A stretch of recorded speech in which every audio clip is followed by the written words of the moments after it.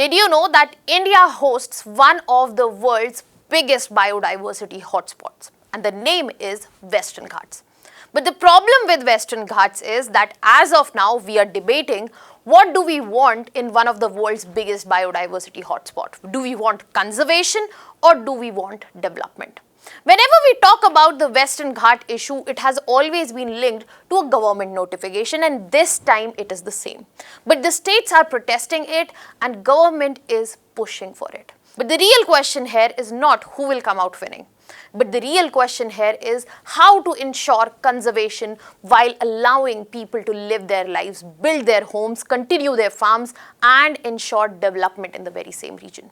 And this is the exact debate of Western Ghats.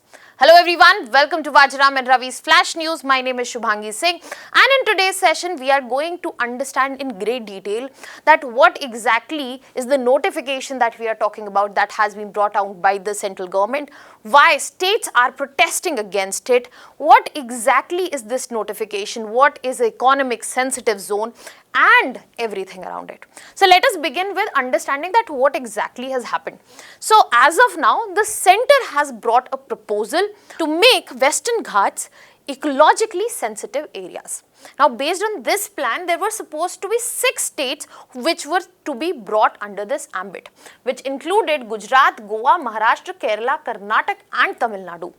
In this very ambit, Kerala and Karnataka did not agree to it. And they are saying we will not. So why are they saying so? What is the proposal? Let us have a look at that. So when we are looking at this whole situation, what has unfolded is that there is a proposal that we will be putting and demarcating ecologically sensitive areas across 56,000 square kilometers, which is spread across 6 states. Now this notification in itself is a big thing because this notification for ecologically sensitive areas is coming after 13 years.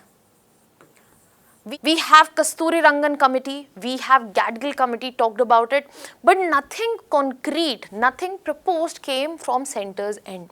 But finally when it has, states are saying no to it.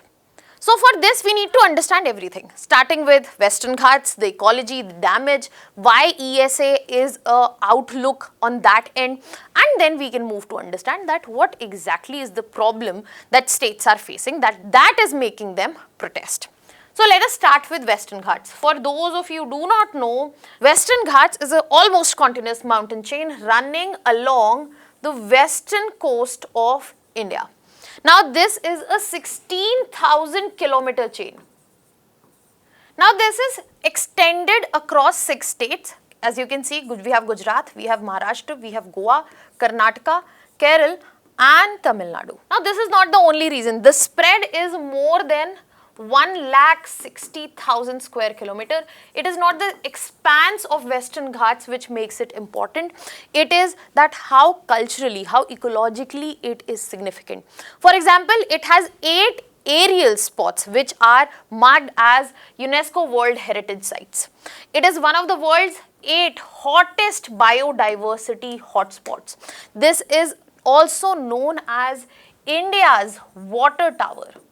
Because this happens to be source of major rivers which are present in this very area. Can you name some of the rivers which are originating from Western Ghats in the comment section? Let me know from your end. So when we are talking about peninsular rivers, a major source of maximum peninsular rivers in this area happens to be Western Ghat.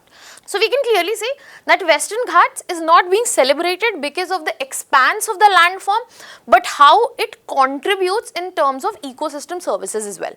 It contributes in terms of biodiversity as well. So to understand this better, let me also put in front of you that how rich Western Ghats is in terms of ecology and biodiversity. So starting with marking the fact that you cannot just assume that these Western Ghats are just mountains. Because if I talked about just a number that how many peninsular rivers originate, let me put another number in front of you. 245 million people are drawing water. That means they are dependent on the water which is coming from Western Ghats directly or indirectly. So in terms of assuming that they are just mountains is something a very narrow approach that we are taking. Another example that I would like to add here is that how they are a complex ecosystem in itself. Now, why I am saying so? Because this complex ecological systems contains multiple ecosystems such as tropical evergreen forests, such as semi-evergreen forests, moist deciduous forests, shola grasslands, wetlands, river systems, estuaries and more. Another factor, let me bring it to you. Rainfall. Western Ghats act as a barrier to the monsoon winds. Let me go back to this particular diagram. If you look in here and you will see Western Ghats. So when we are talking about the southwest monsoon, the Arabian Sea branch, this is the barrier they face. Now, which is responsible for extensive rainfall on the western slope. Eastern slope, we have comparatively lesser rainfall. Now, if that is not enough, let us also talk about the ecology. More than 7,500 flowering plants, 139 mammals, 508 birds, reptiles, amphibians and more. And when we talk about endemism, we are seeing that 38% of plants are endemic, 50% reptiles are endemic, more than 60% we have amphibians which are endemic. And certain very important species which I am sure you might have heard the names of as well are lion-tailed macaw, Nilgiri tahar, purple frog, Marlborough civet and so many more. So this shows that this Western Ghat can be just not labeled as a landform. They have a lot to contribute, and because they have a lot to contribute, there is a lot to be protected there, and this important area is being encroached by human activities in the name of development, which is also important, right? So how do we balance this out? Now to balance this out came into the picture the idea of ecologically sensitive zones, because Western Ghats had major threats such as quarrying, mining, deforestation, infrastructure expansion, tourism pressure, habitat fragmentation, and as a result we were seeing landslides, flash floods, biodiversity loss and water stress as well in the region. So as I said, it seemed like that we need to come up with an idea, and the idea was ESA. Now what is ESA? ESA does not say that let development go to hell and focus on conservation. ESA talks about regulated development, and when we are talking about ecologically sensitive areas, they are the zones where development will be regulated, not prohibited. That means it will be looked after, it will be monitored. For example, there are certain activities which are directly prohibited: mining, quarrying, thermal power plants, high polluting industries. Simpler activities which will have lesser harm to the sensitive ecosystems present here, such as agriculture, plantations, existing settlements, traditional livelihoods, all of this will be allowed. Now if you can see in this given diagram, this is the Western Ghats region which we have understood already. Now in this context, if you can see, ESA is the yellow marked area. Certain regions it might not be very clear. These are the areas which will be monitored, regulated, and the development would be based on the allowed and prohibited activities. But there are certain protected area as well.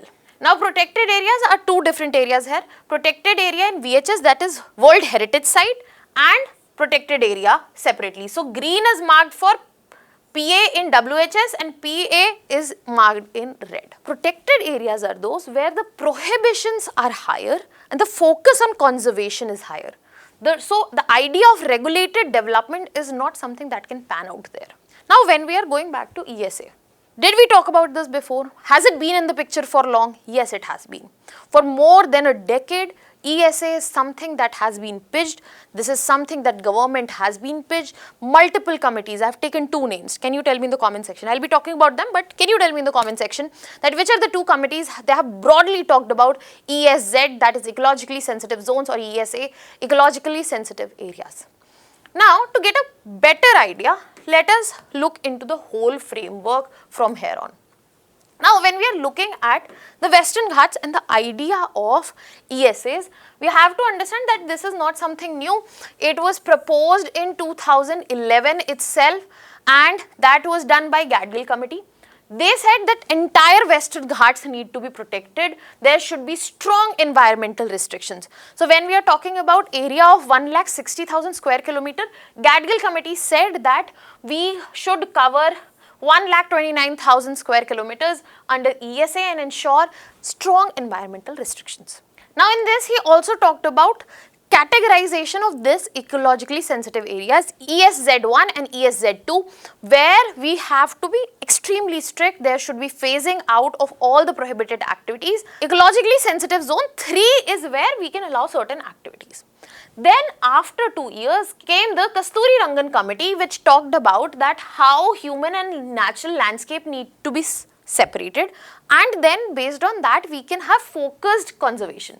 This is where the area of coverage of ESA was hugely dialed down, and it recommended only 60,000 square kilometers to be covered and put in the ambit of ESA. The other ideas were similar to what we had from Gadgil committee, and that is when we saw the first ESA draft notification come in 2014. Now silence, long silence, almost of 8 years, when 2022 a new expert committee was formed, and now finally in 2026 ESA has not been finalized. Why we are talking? Because it has been proposed. Now we have a basic understanding, basic history, and we can also see that how area proposed as ESA has gradually dialed down. Does this show that we are probably focusing on conservation less and development more? What are your thoughts on this? Let me know in the comment section. Now this is where we have understood the timeline. Now we need to understand the final two things here. First, that what is the current ESA plan?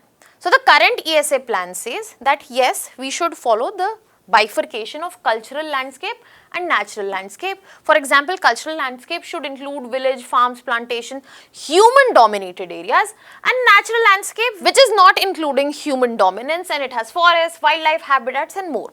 And the distribution here is of 60-40. So cultural landscape gets 60, natural landscape gets 40. Based on that, we are demarcating 56,825 square kilometer across 6 states. Now, which are these 6 states? Gujarat, Maharashtra, Goa, Kerala, Karnataka and Tamil Nadu. Now, if you look at the distribution, what you will find is the highest share of ESA is in the hand of Karnataka. Second highest or the significant part is going to Maharashtra and then Kerala. Now, this is where you might be able to understand why Kerala and Karnataka are opposing it. But the exact reasons also need to be understood. So, starting with that, states are saying that first of all that you need to understand that as soon as we bring ESA, it is going to impact local livelihood. ESA will create a zone of uncertainty. People would not know what is prohibited, what is not, and there will be fears over construction, land value and also permissions. So, that is something government does not want to do. Second, plantation areas. Now, when we are talking about plantation areas, Western Ghats is the region where we are seeing large areas of plantations of tea, coffee, cardamom and rubber, which are huge states. Now, states are feeling that this economic landscape is not going to be taken as human dominant, rather it would be put in natural landscape. That means it might have stricter norms and it can lead to uncertainty and economic losses. Then states also have economic interests, which are especially important in states like Goa, Maharashtra and Karnataka.